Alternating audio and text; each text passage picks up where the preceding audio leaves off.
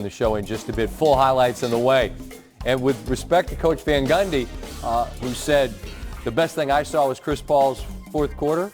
It was awfully good, but they didn't win a title. Mississippi State did. Let's go to Omaha. Mississippi State had never won a national championship in any team sport, but that ended. They got off to a big start in this winner-take-all game against SEC rival Vanderbilt. They took opportunity. Paul George was tremendous in Game 5, which forced this one. Suns early on, aggressive. That was the big word Tim Legler was talking about as we were watching this game, and he was keeping his notes. Mikal Bridges up top. Chris Paul had been miserable shooting it from beyond the arc, but he was hot. Jay Crowder, too. Suns were 17 of 22 off passes in the first half, 17 assists. They led by 9. Jay Crowder, big game.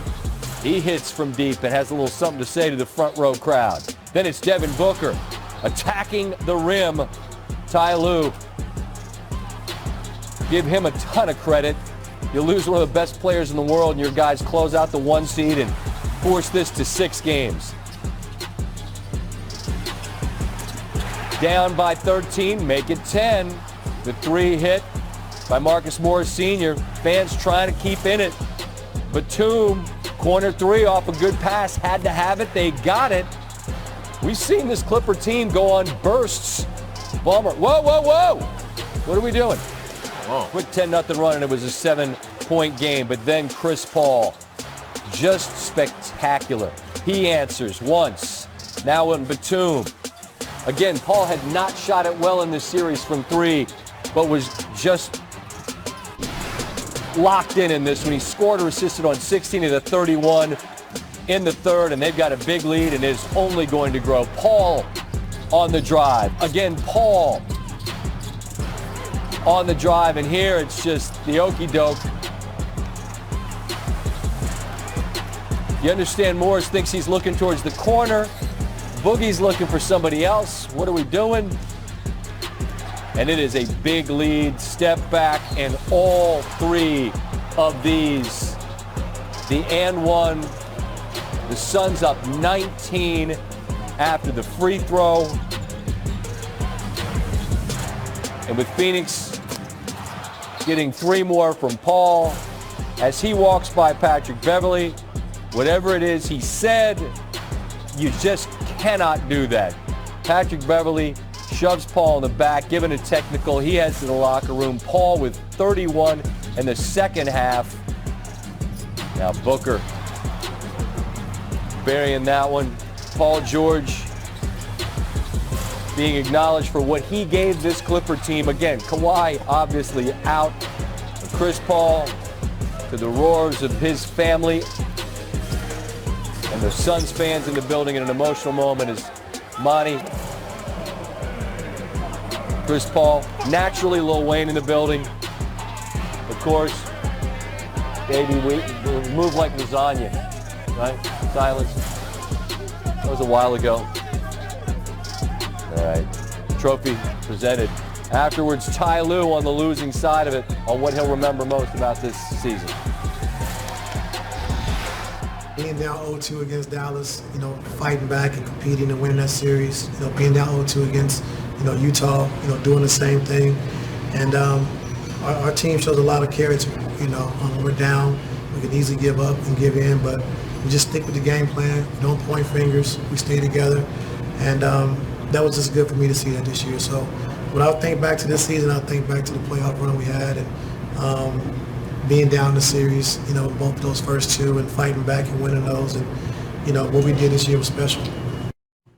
Tim Legler alongside, and Tim against a team in the Clippers and a coach in Ty Lue who've shown a whole lot of fight, particularly in situations like this where they're trying to climb out of a hole.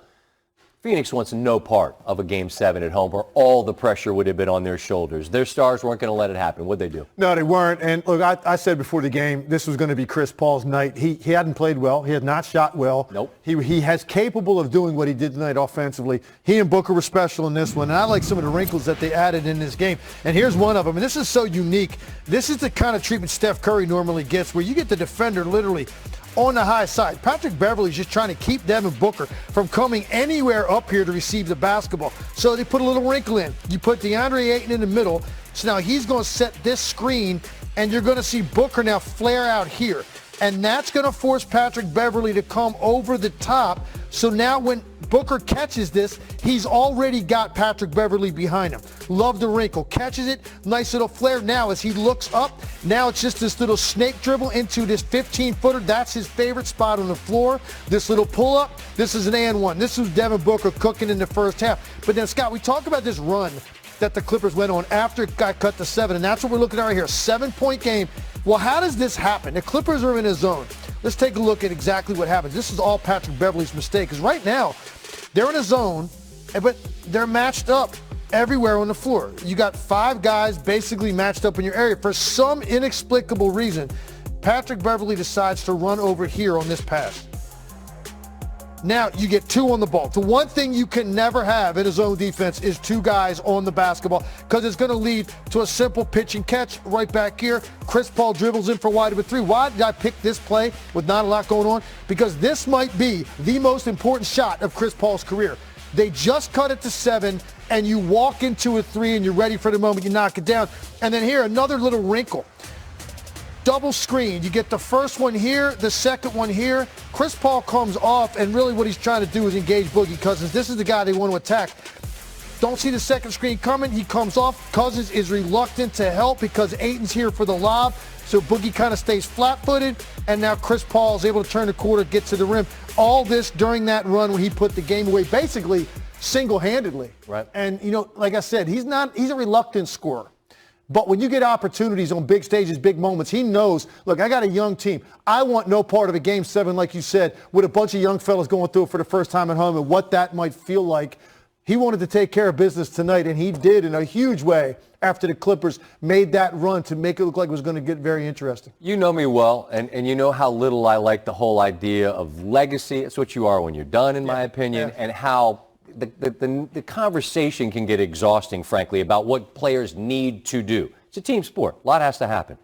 That said, the importance for Chris Paul to now have earned the right to play the most important games of his life. How significant, given the totality of his career absent this trip and what this trip gives him the chance to now do? The guy's considered one of the greatest point guards of all time. He was before the last 2 seasons, but for me, these last 2 seasons are really now would give you a much greater appreciation than you ever had for Chris Paul. Totally agree. And that's amazing if you think of those teams with the Clippers that he was on, all that talent, and year after year they're in the running for a title contender.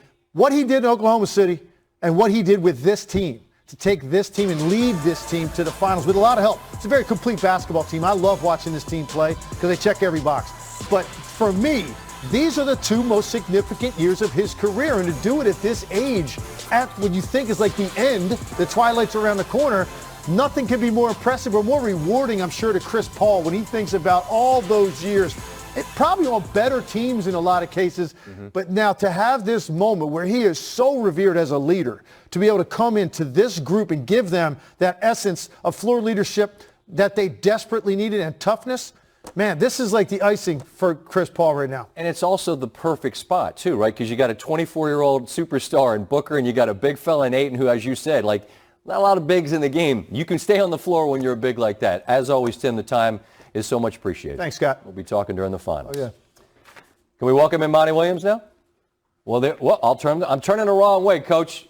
Hi, Coach. It's Scott Van Pelt. Monty, thank you so much for taking the time to be on with us. Congratulations. I wonder, in a moment like this, how do you properly allow yourself to enjoy a moment while still focusing on what are going to be the most important games your team will be playing coming up here in the finals? Yeah, it's new for me for sure. You know, I've wanted to be a part of this all of my career, and when you get into the league, you think it's easy, especially when you are a part of an organization like the Spurs, and you watch them go through deep runs, and you're a part of it different times of your career at different times. But to be a head coach in this position, it's hard to describe, Scott. I'm just grateful. And I think I'm just getting old because I really enjoyed watching our players enjoy the moment. But I'm so blessed to coach the guys that I coach, to work with the people I work with, to have a job. This kind of job is something that I don't take for granted. Monty, when I was talking with Jeff Van Gundy and Mark Jackson about you, it's my observation. I think you allow your guys to be your guys. Mark Jackson says they know you give a crap about them, and yet you still have to coach them. I wonder, how have you found the sweet spot of being all of the things that a man wants to be, a mentor, a leader, and a taskmaster when you have to be? How has that balance been achieved? Well, I expressed from the time I got the job in Phoenix and every new player that comes to our program, the essence of my coaching is to serve. As a believer in Christ, that's what I'm here for. And I tell them all the time, if I get on you, I'm not calling you out, I'm calling you up. You have potential, and I have to work my tail off to help you reach that potential.